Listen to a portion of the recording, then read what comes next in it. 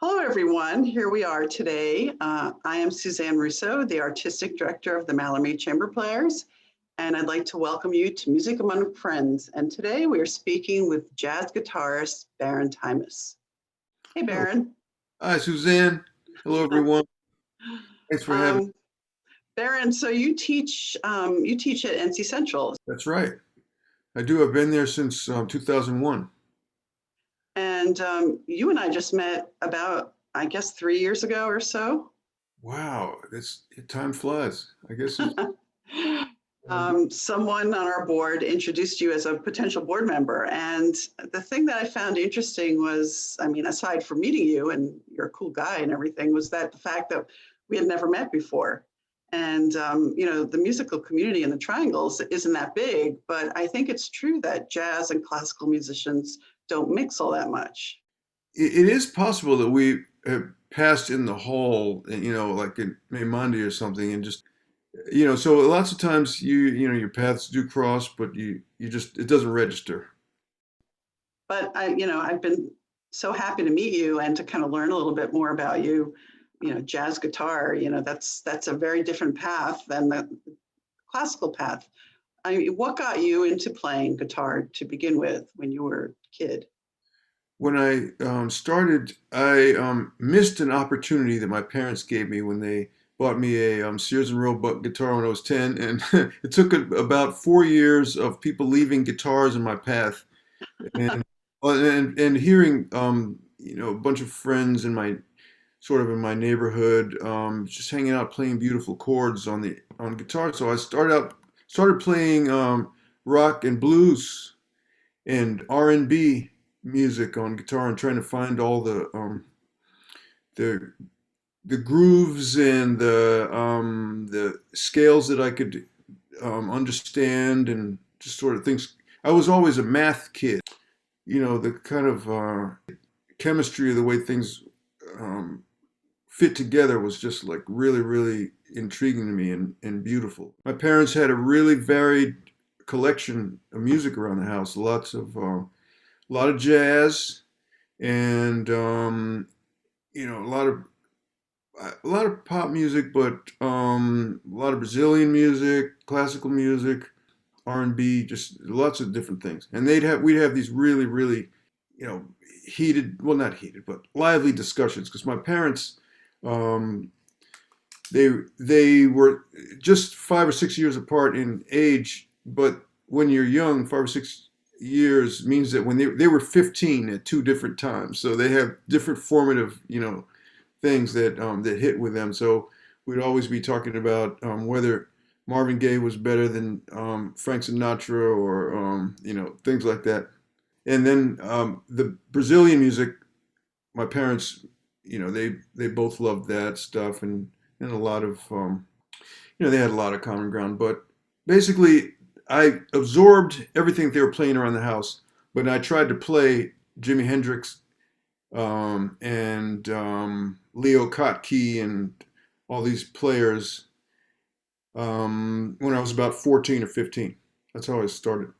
And that music resonated with you and made you want to, pursue it Yep. more, Yeah, obviously. yes, that's right.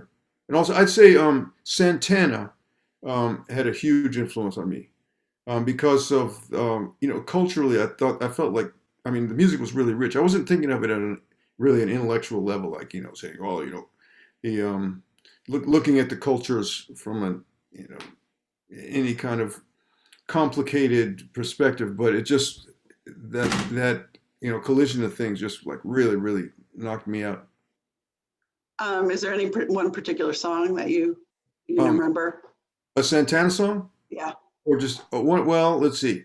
Um, Probably my favorite Santana song was actually a cover of a Jobim tune called Stoneflower, and I didn't know who Jobim was, even though we were listening to Brazilian music a lot. I didn't really know who he was, but the fact I don't know, it's just something about the way that his tone, Carlos's tone, um, uh, rode over the all the percussion, and then the structure of that tune is really. I mean, I still find it amazing.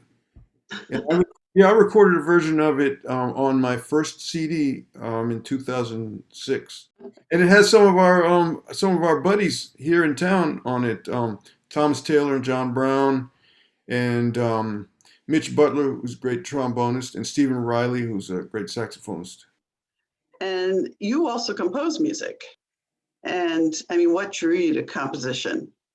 I um, I just started writing music without really considering it a separate discipline from what I was doing. You know, from the music, a lot of the music that I liked was improvisational, or it had a big improvisation component. I mean, when I first started playing guitar, I would write little finger picking ditties or whatever you want to call them. You know, I'd write some things and a few sort of poppy rock songs with lyrics. But then as I had started to get into jazz after about a year or two of playing, I really try to emulate the sounds of Charlie Parker, or on my guitar, I try to write lines like Charlie Parker's lines, and I'd find things that all of my favorite people were doing, and I would just, without really thinking of it as something separate, just try to elaborate on things that they were doing the best I could at that time. And you also teach jazz composition and arranging at Central. Yeah, yeah. This year I don't have an arranging class, but in the fall I taught a graduate jazz composition class. I've been doing that I think I've been teaching our master's jazz composition for about 9 or 10 years. Obviously, you enjoy that. And one of the things that classical and jazz kind of have in common, but not really in some ways, is the whole concept of improvisation, which is what you were talking about when we've talked about this before, about improvisation. And it's not something that classical musicians typically learn, but it's a basis of performing and in some ways writing for jazz. Can you talk about that a little bit, the concept of improvisation? Yes, so absolutely. So I'd say most of most of what we consider improvisation in jazz is more extemporaneous than just pure improv, meaning that you have some kind of form and you're elaborating on a form. And the closest analog in classical music is composed variations on a form, which are usually often the same length as just your original theme. So you might have like Paganini's variations. I bet you played some of it. You played those. Yeah. So you have this initial theme, and then you'd have 24 variations of that start off relatively simple with a few ornaments around your main tones, but they're the same length, and generally they're the same harmonic structure underneath. And the more elaborate the variations get, the more he sneaks in more harmonies. But usually, the first variations on harmony come in kind of the weak spots in a phrase, so he doesn't disturb the overall sense of the phrase. Well, in jazz, it's similar to that most of the time, especially when jazz musicians are improvising over a standard, an American songbook standard tune, or say, like an Ellington tune, or a Jerome Kern tune, or a Gershwin tune. There's usually a structure that a certain number of bars, and you start in one place, you end a phrase in another place, and then in between there is where you can have fun, change the harmonies a bit, really play with the rhythm and phrasing. So there's predictability, and I guess the challenge is to make the prediction sound less predictable in some ways, as far as, I mean, certain jazz is that way. Well, I'd say one of the things that I tell my students all the time is you want to balance continuity and surprise, just as you would when you're if you're writing a brand new tune with no predetermined structure. You want you need the continuity a bit yourself also as a player to feel some sense of inspiration that's connected throughout the the term of a piece. And then, but you need, you surprise yourself a little bit at times, and when you do, it's usually a good feeling, unless it's you make a terrible mistake, and then you have to figure out how to get out of it, which is fun also if you can still get to your end point.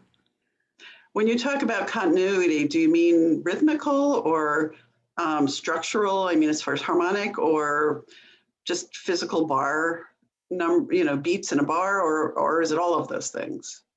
Continuity could be related, could be taking it could come from taking a simple motive and using that motive and twisting it around, or just elaborating on it. And then the surprise comes when either you bring in a new motive, or you turn the original one somewhere really strange. Or if you have a couple of motives, if you have them sort of clash with each other and then they work their way out, that can be a little bit of surprise. So that's what I mean by continuity, is you have some repetition, enough repetition so you have something to hold on to.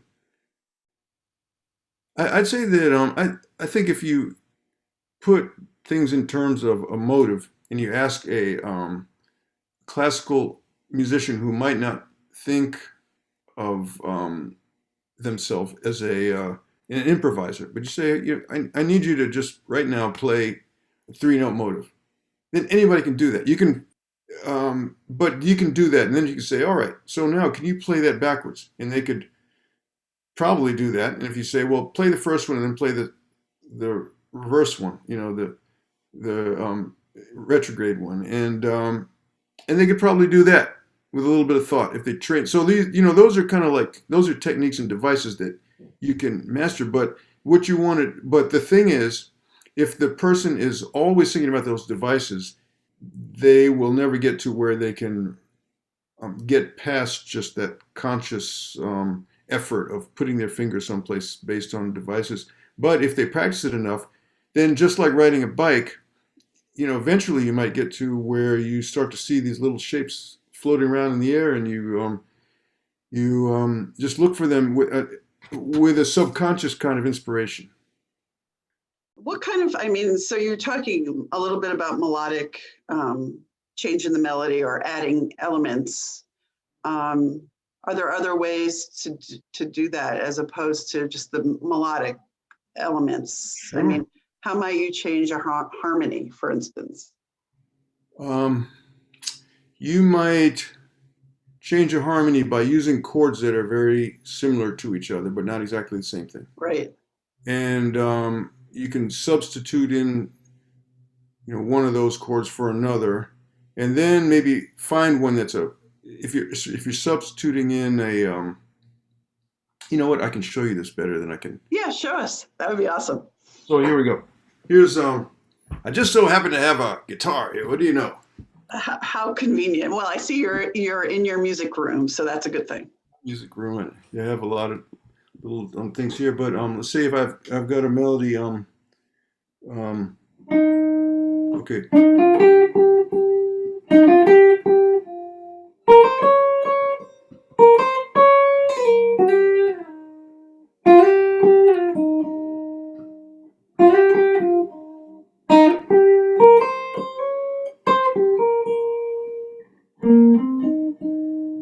And my original harmony might go something.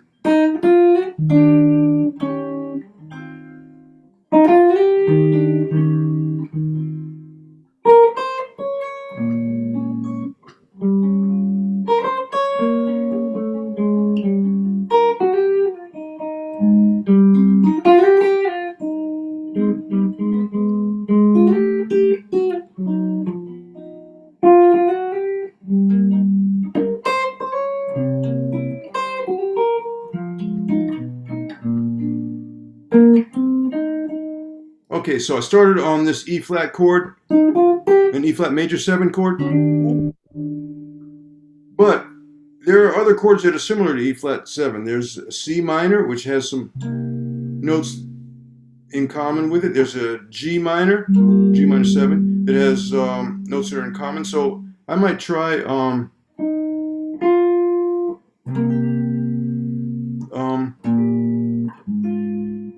just went C minor to, and I changed the bass note and walked down to the A flat, which is where I was headed anyway. So that's just an example. That's a pretty simple, that's a pretty consonant one, but you can, you know, if you're playing a song for a while and you know, you're already established a continuity and it's time for a little more surprise, you might, you know, take a chance on a little more dissonance. Right. You just have to know how to get out of that dissonance, right? Gracefully. Right. What was that tune you were playing? Is that something we would know, or is that something you've written? It's God Bless the Child by Billie Holiday. Beautiful. Oh, yeah. Really beautiful. Did you hear that? He wrote a good tune. I was wondering if you could tell me a bit about this most recent project of yours, which actually the Montreal project, which took you to all places, Montreal, to Canada. Yeah, yeah. Tell us about that project, how it came about and what it was all about. All right. So in 2015, I had an appointment as a Fulbright Fellow in Montreal at Concordia University, which I had a wonderful time. And my fellowship was a research fellowship. So I was a research chair in, they called it for the person in society, research chair for the person in society at Concordia. And so what I was doing there was looking for, I was studying ways that elements of jazz are very helpful, can be very helpful and useful in small organizations. And so anyway, so I read a lot of books and interviewed a bunch of people, a bunch of musicians and people in the social sciences. And part of my project, well, one of the outcomes of my project was a bunch of compositions that I put together with some Canadian musicians into an album just called Montreal. And it was written about things in Montreal, in the town, that I thought were really, really exemplary, well, great examples of collaboration and just like social fabric working really well, and beauty also. So anyway, that's what put it together, and so I got you know, wrote a bunch of tunes, and some of them made it on that CD, some of them did not. Right. There's one called, I think that kind of demonstrates that, you know, the partnership aspect of your project called Orange and Vert. Oh yes, right. The green and the orange subway lines meet. Actually, yes, there's a bus line too. Yeah. Oh, really? And we had a great house up that was right off the bus line there, and it was an awesome house right next to a lake and right off of Park La Fontaine, which is one of my very favorite places. And so that was my route to work every day. I'd go on the orange and the green lines, and yeah. And you wrote a song about it. I wrote a song. Yeah. What did you learn from that project? I mean, about yourself, maybe personally. Why was it a positive, or maybe it wasn't a positive? Why was it a positive or negative experience? It was a very positive experience. That's a tough question though. What did I learn about myself? I have to think about that. I don't know. Okay. But, I don't mean to put you on the spot, but you know, I figure, you know, it sounds like it was I mean, obviously you lived up there for a while. Yeah, I took my whole family went up, and my boys went to a French speaking arts high school, and really loved it. So that was one awesome thing. They studied French, and they met a whole bunch of friends who were still their friends, and as did I. So I have like permanent musical collaborators now. And I met some of my musician friends were Canadian, and some were I met a couple of American expatriates who were like really good friends of mine now, and great collaborators. I get incredible advice from them to this day. Yeah, I find that town really hard to stay away from. I really love that town. So, Baron, tell me about this piece, Take the 24 bus, or is Yeah, that what it's called? it's just called Take the 24. Oh, the bus is not in the end of it. Yeah. Okay. I guess the title is kind of a play on Ellington's and Billy Strayhorn's "Take the A Train." But Right. this is "Take the 24," and it's a bus that I used to take in Montreal to get me from my home downtown. And it was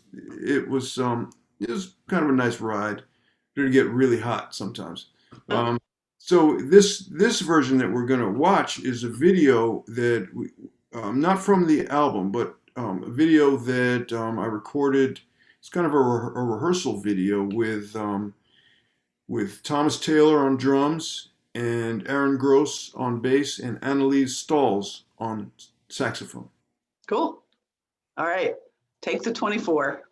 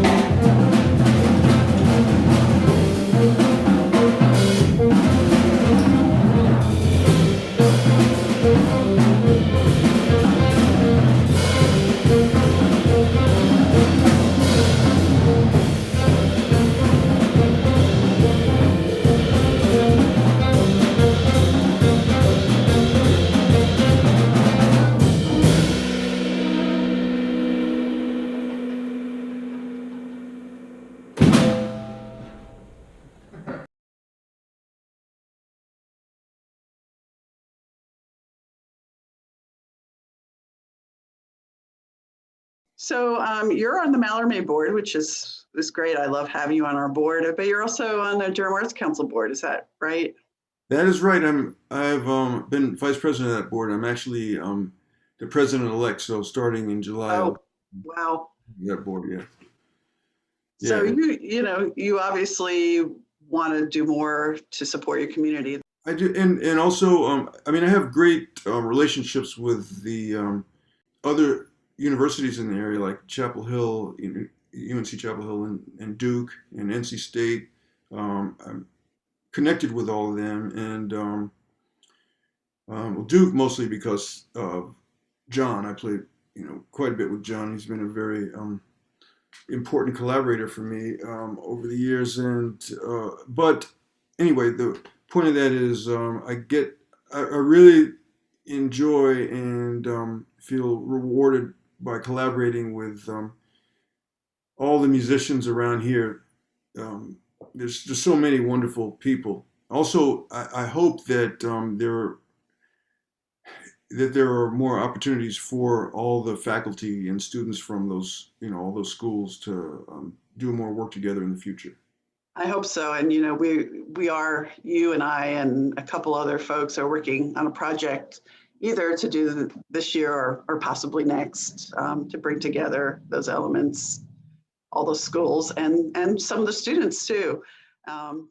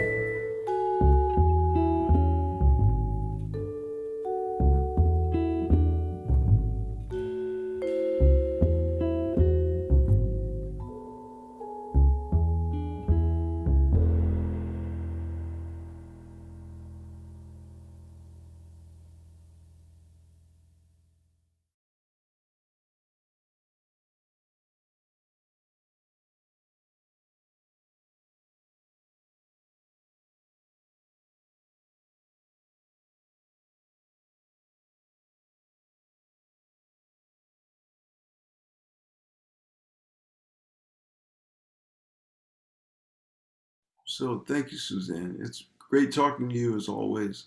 You too, and thank you so much. All right, thank you.